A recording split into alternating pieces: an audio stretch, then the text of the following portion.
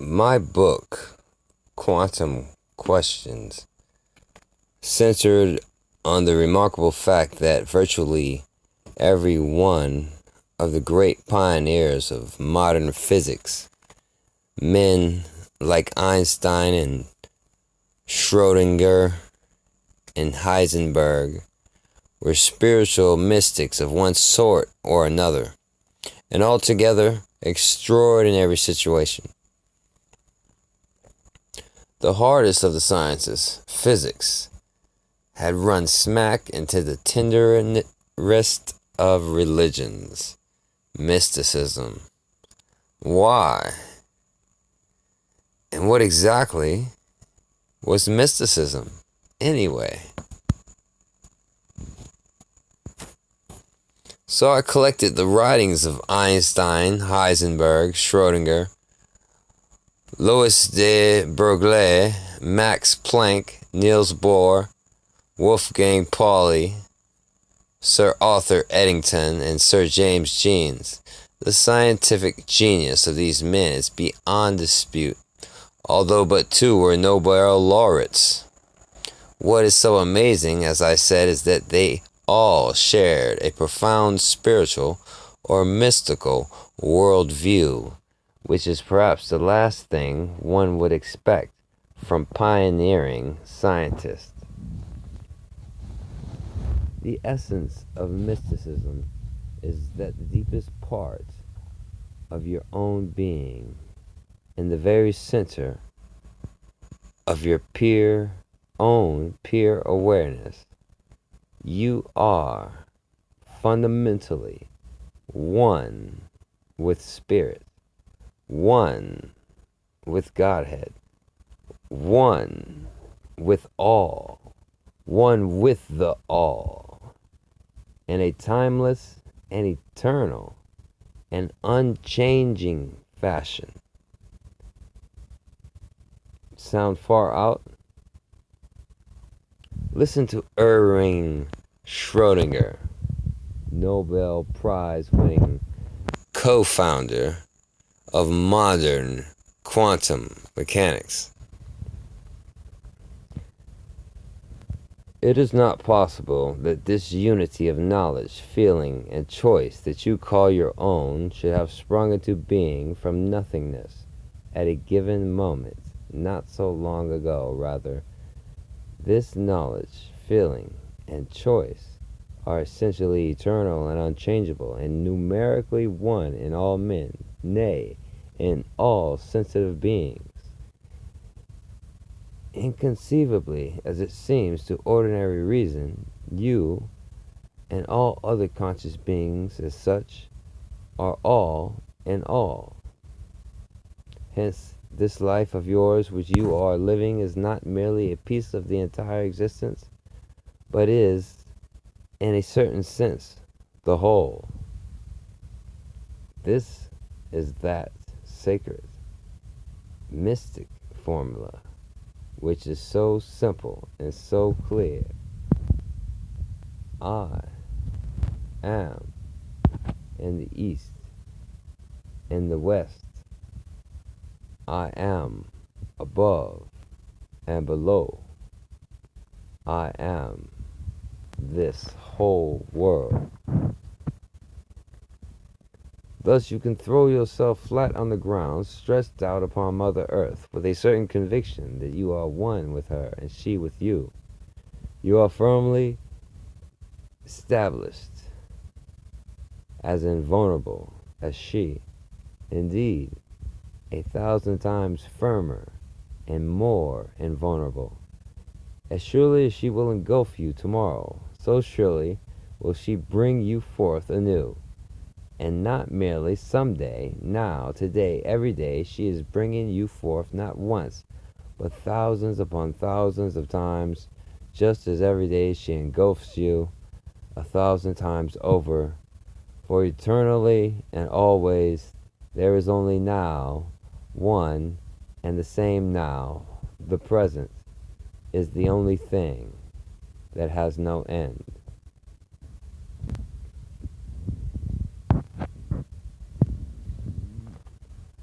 According to the mystics, when we go beyond or transcend our separate self-sense, our limited ego, we discover instead a supreme identity, an identity with the all, with universal spirit, infinite and all-pervading, eternal and unchanging.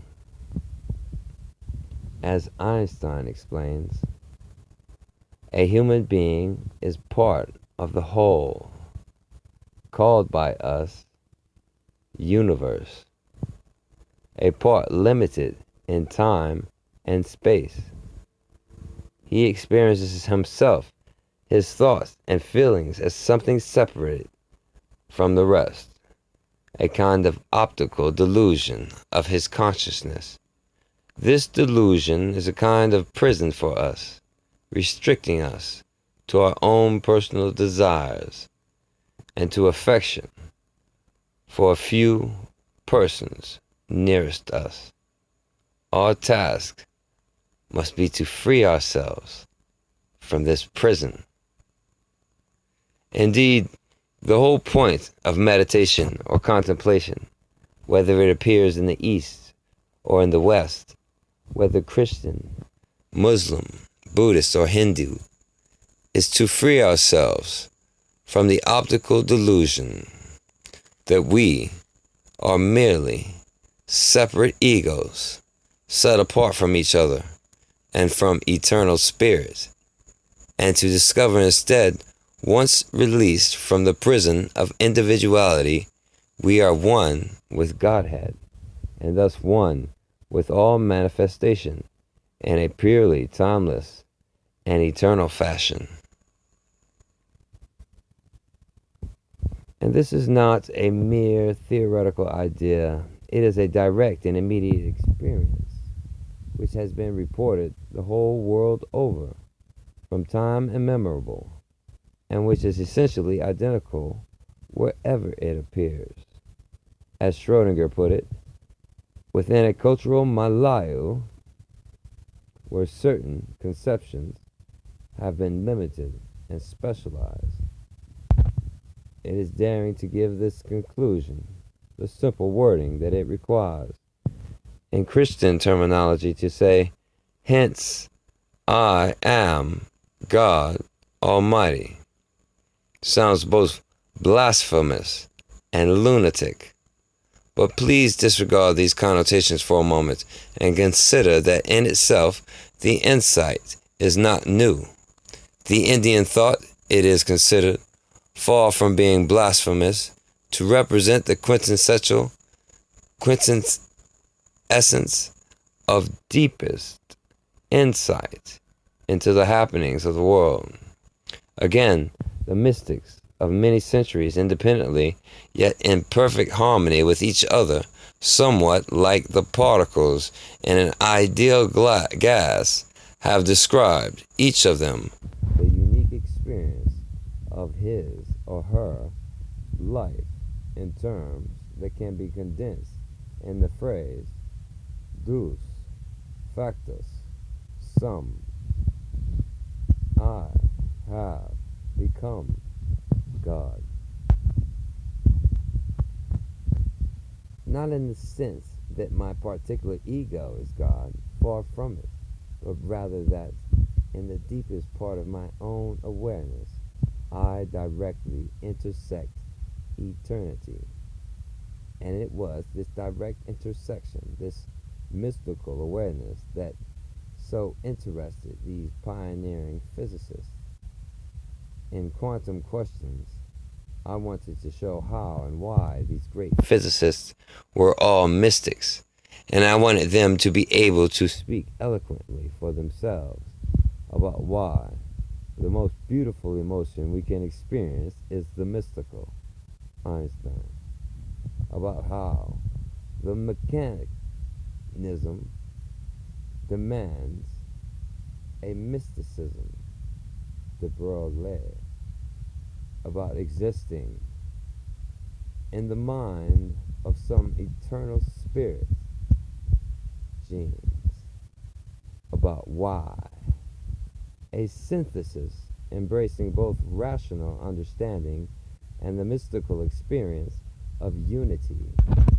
It's the mythos, spoken or unspoken, of our present day and age, Wolfgang Pauli, and about the most important relationship of all, that of a human soul to divine spirit, Eddington. Notice, I was not saying that modern physics itself supports or proves a mystical worldview. I was saying the physicists themselves were mystics, and not that their discipline was a mystical or somehow spiritual endeavor resulting in a religious worldview. In other words, I disagreed entirely with books such as The Tao of Physics and The Dancing Wu Li Masters, which had claimed that modern physics supported or even proved Eastern mysticism. This is a colossal error.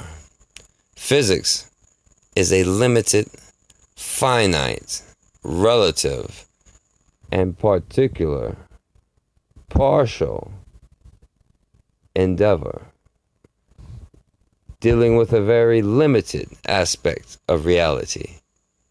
It does not, for example, deal with biological, psychological, economic, literary, or historical truths, whereas mysticism deals with all of that, with the whole.